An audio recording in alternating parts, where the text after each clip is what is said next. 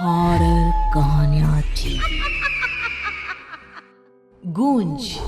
रात के ठीक 1 बजे तेज बारिश और कड़कड़ाती बिजली में अपने घर की बालकनी में खड़ी सुमन खोई खोई कुछ सोच रही थी। अंदर आ जाओ ना।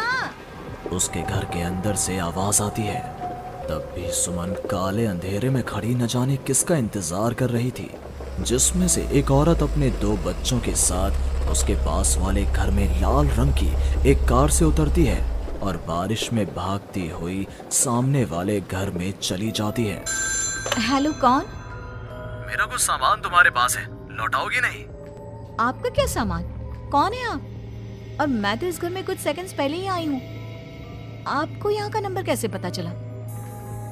मम्मी, हो सकता है कि जो फैमिली यहाँ पहले रहती हो, ये कॉल उनके लिए हो।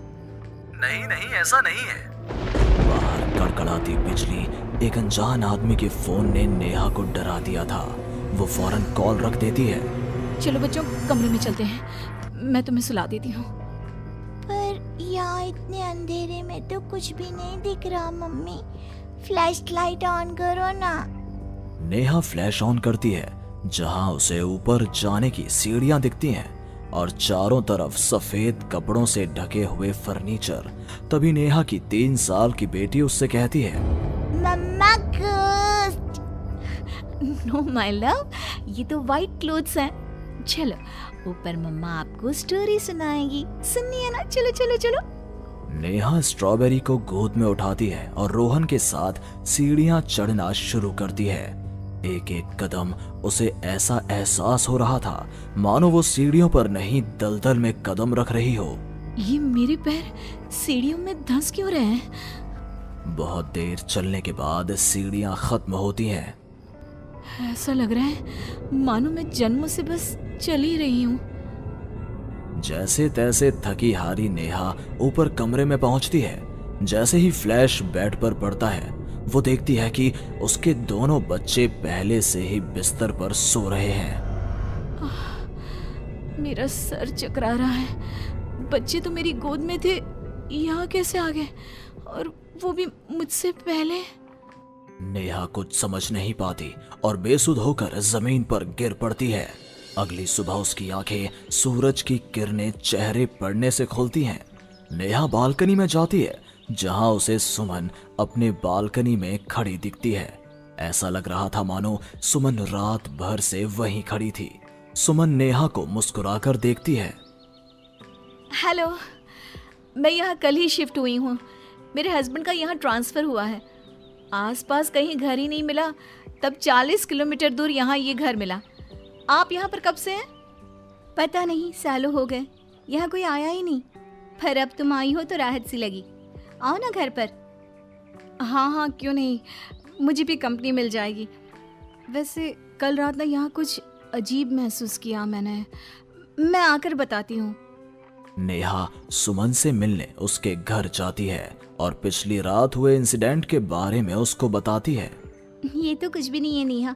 ऐसे तो कई इंसिडेंट्स मेरी एक फ्रेंड के साथ भी हुए हैं और रोज होते ही हैं। सुमन अपनी कार में बैठी अपने नए ठिकाने की ओर बढ़ रही थी। जंगल के बीच से गुजरती वो खुद से कहती है, ये सिविल इंजीनियर्स की लाइफ ना बड़ी मुश्किल है। कहाँ जंगल झाड़ी में रहना पड़ेगा। कार एक घर के पास रुकती है। लीजिए मैडम, हम आ गए। आपको कुछ जरूरत हो तो मुझे कॉल कीजिएगा। मैं ये बगल वाले घर में ही हूँ। सुमन घर के अंदर जाती है। डाइनिंग टेबल पर पहले ही खाना रखा हुआ था, पानी का ग्लास भी, टीवी ऑन ही था। ऐसा लग रहा था मानो अभी अभी यहाँ कोई था या है।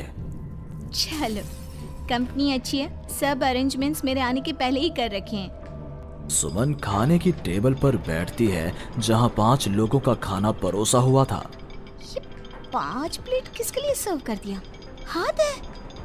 सुमन अपनी प्लेट से खाना शुरू करती है और उसी वक्त बाकी 4 प्लेटों से भी खाना गायब होने लगता है। प्रमिल, कहाँ हो तुम प्रमिल?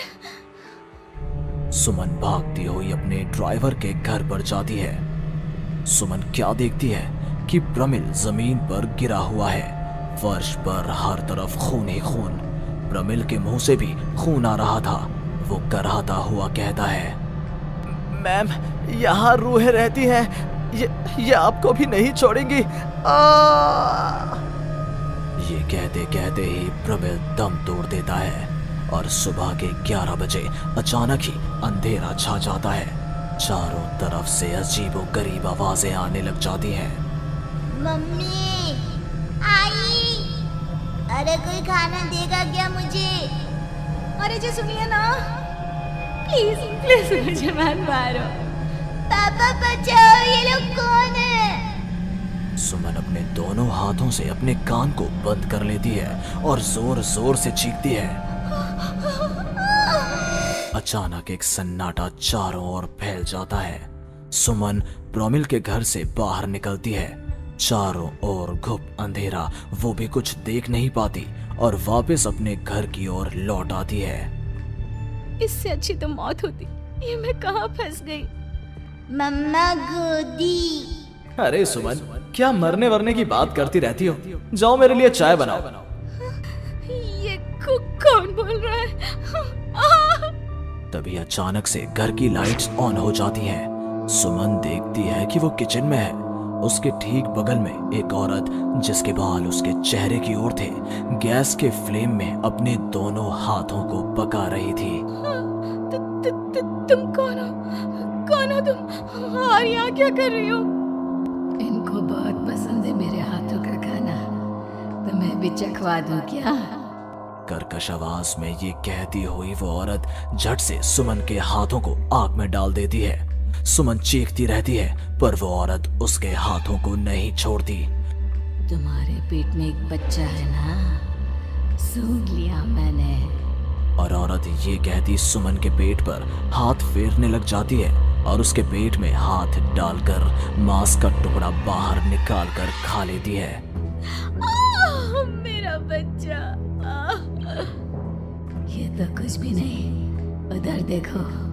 वो औरत दीवार की तरफ इशारा करती है। दीवार पर खून के ऐसे धब्बे थे मानो नवजात शिशुओं को उसी दीवार पर पटक पटक कर मार दिया गया हो। तभी वहां लगभग 5 साल का एक बच्चा आता है। उसका शरीर पूरा सफेद और आंखें काली थी। माँ, भूख लगी है। वो औरत अपने आग में सेके हुए हाथ को वहीं पास में पड़े चाकू से काटकर बच्चे को खाने को दे देती है। सुमन तो समझो अब मर ही चुकी थी। इतना कुछ देखने के बाद कौन ही जिंदा रह सकता था। अब उसका शरीर भी गवाही दे रहा था। एक कदम भी चलना मुश्किल था। वो दीवार को पकड़ पकड़ कर बाहर हॉल में आती है, जहां डाइनिंग टेबल पर 5 लोगों को बैठा देखती है। बिना सर का एक आदमी टेबल पर अपने बीवी और 3 बच्चों के साथ बैठा था। सभी सुमन की ओर देखते हैं। मम्मी, तुम मेरी मम्मी बनोगी। यहाँ हमारी जैसे बहुत से लोग रहते हैं, बहुत सारे। फिर उस लड़की का क्या हुआ? वो अब जिंदा है? हाँ, उन लोगों को एक जिंदा इंसान भी चाहिए था, जिसे वो रूहें रोज मारे, रोज। पता नहीं कितनी ही रूहें हैं, आज भी 1-2 तो दिखी जाती हैं। वो लड़की तो बस निकलने का राह ढूंढ रही है, पर वो निकलेगी कैसे? क्या कोई तरीका है? हाँ, किसी और को उन रूहों के हवाले कर देना यही एकमात्र रास्ता है। तो उसने किसे उन आत्माओं के हवाले किया? किया नहीं, अब करेगी। तुम्हें ये वही घर है और वो लड़की मैं हूँ। अलविदा